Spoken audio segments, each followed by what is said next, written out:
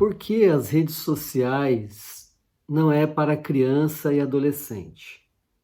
Trago esse tema sabendo que vai ser muito pouco utilizado pela maioria dos que me ouvirem, porque nós temos assim bastante material produzido neste campo que já está alertando aos adultos sobre os perigos das redes sociais.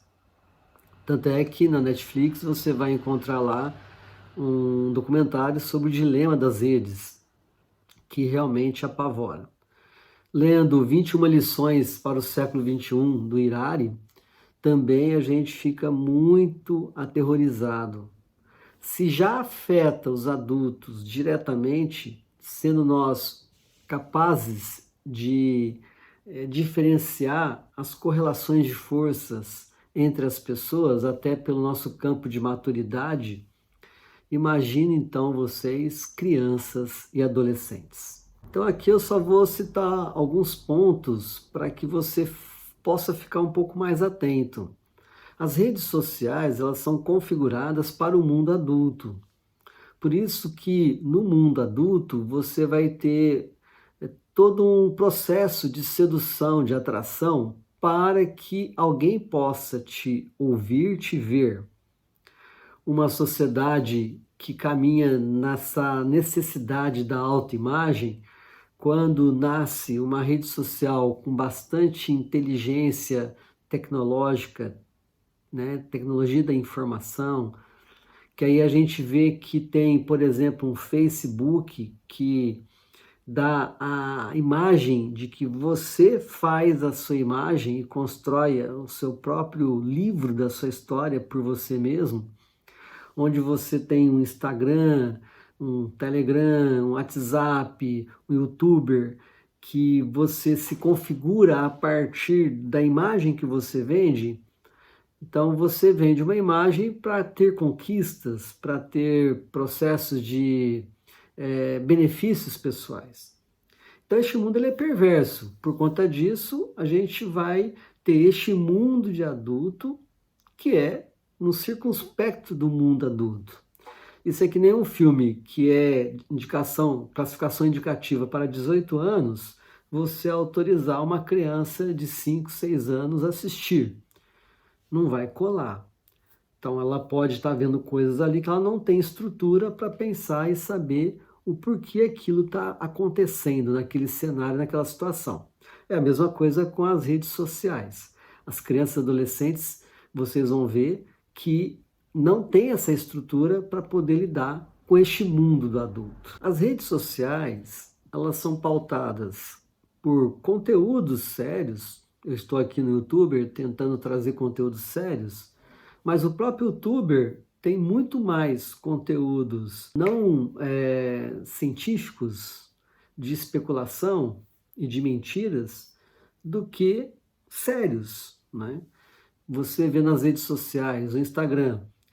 O meu Instagram ele tem um quantitativo de pessoas que me seguem, mas comparado, por exemplo, ao Instagram de alguém que está vendendo um produto fitness, de malhação, que tem um corpo sarado, nem comparo o número de pessoas que seguem.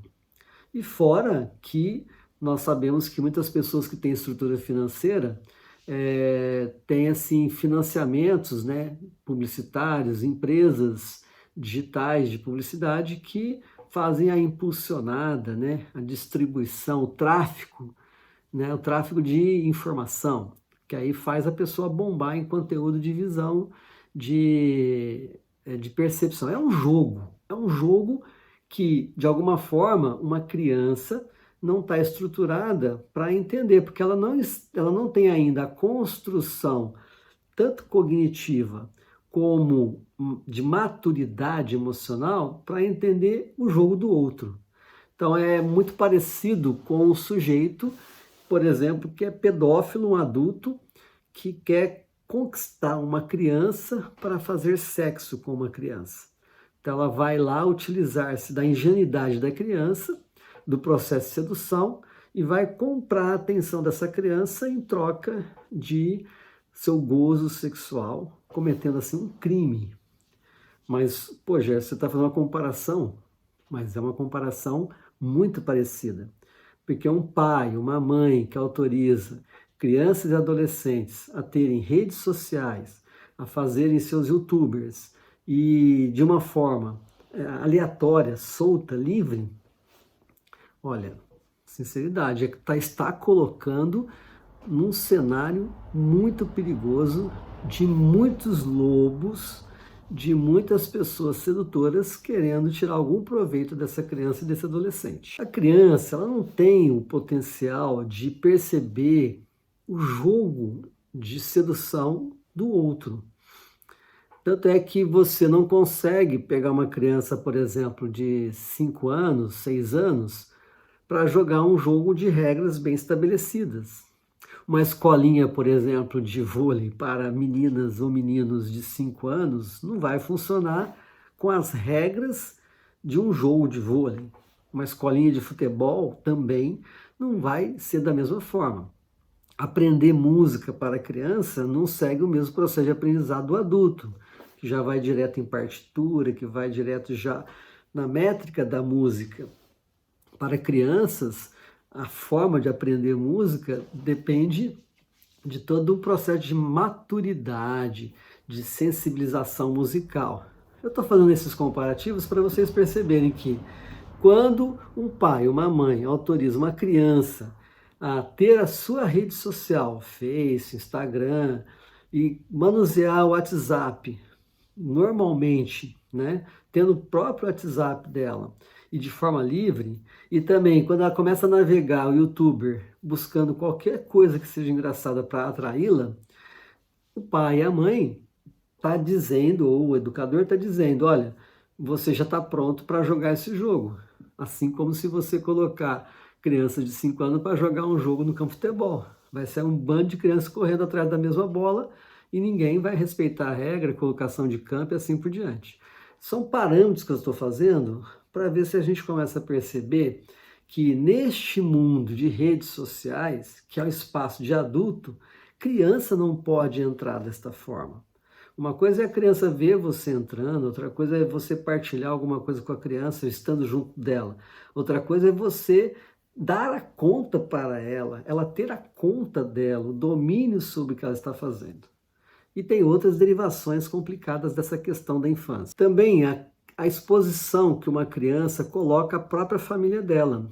Ela tem lá o Instagram, ela vai fazer um passeio, ela coloca a foto de todo mundo e ela começa a expor a intimidade de sua família, porque aquilo que ela coloca ela não vai ter tanto filtro assim. E a maioria das crianças que eu conheço que tem Instagram ou que estão dentro desse processo de redes sociais, é inacreditável. Eles têm um acesso assim, onde os pais nem sabem o que eles estão fazendo ou o que eles estão assim buscando. E já no adolescente, esta arma de ter-se as redes sociais na sua mão e a imagem dele, para você ter uma ideia, tem pessoas que criam perfis falsos na rede social para cativar esse público ingênuo. O adolescente, ele tem assim um rompante de que ele é dono de si, de que ele já é o dono da verdade, ele tem uma necessidade de se antecipar no futuro como adulto, mas ele ainda também, ele está sujeito a regras. Coloca as regras para que ele comande a sua própria existência para ver no que vai dar. E eu estou falando principalmente também nesse item para adolescente, porque na cidade de Vitória, no dia 19 de agosto, agora de 2022, um jovem, um adolescente, seguindo também jogos eletrônicos, redes de jogos eletrônicos, acaba simulando um personagem que ele tira desses jogos eletrônicos e simula um ataque numa escola, na mesma escola que ele estudou. Usando as roupas muito características, né? Está sendo feito o inventário, o levantamento, a investigação, mas pelo que tudo indica, ele simplesmente copiou aquilo que ele está vendo nos jogos eletrônicos, através das redes de jogos eletrônicos que ele participa. E toda assim, a vestimenta, a questão de coquetel molotov, a questão de atacar crianças, né? Chegou até a machucar uma criança, mas deu sorte, porque a polícia chegou no ato e não foi uma catástrofe que aconteceu naquela escola. Ele tinha até bomba para estourar a escola inteira, né? E você vê um adolescente, um jovem que sai desta impregnação das redes, dos jogos eletrônicos. Então, isso na adolescência é pior ainda, né? Aí tem os sintomas que vai nortear cada faixa etária dessa quando se libera o sujeito para as redes sociais. As crianças vão ter muito sintoma da ansiedade, da perca de concentração nos atos de estudar. Elas ficam inquietas, elas ficam codificadas para aquele campo visual que é aquilo que ela está acostumada a fazer nas redes sociais, os vídeos que ela segue, as pessoas que ela segue. E na hora que ela tem que parar para pensar, para estudar, ela não aguenta, ela não suporta. Então ela fica ansiosa e vem também, acompanhado dessa ansiedade, um déficit de atenção pela hiperatividade. Os adolescentes tendem a ficarem tristes, a ficarem decepcionados. A maioria dos adolescentes nas redes não tem a resposta que eles gostariam de ter para aquilo que eles postam, para aquilo que eles falam. Poucos são ouvidos, né? E aí cada coisa que se coloca lá, tem outros adolescentes que vêm fazendo chacota, né? Queimando a pessoa, né? Deletando a pessoa do cenário. Isso gera, então, frustrações, depressão, autoagressão. Fora que, tanto crianças e adolescentes, muito tempo diante da internet e em redes sociais, o que vai acontecer com eles? Eles vão ficar sem gastar essa energia e eles vão ter que pontuar essa energia em algum lugar, que aí geralmente vai no próprio corpo. Olha, gente, essa questão de liberar redes sociais para criança e adolescente, infelizmente, é um caminho sem volta. Mas para você que está atento a isso, a melhor posição é limite, não deixe. Deixa que essas coisas entrem na vida do seu filho lá depois dos 16, 17 anos.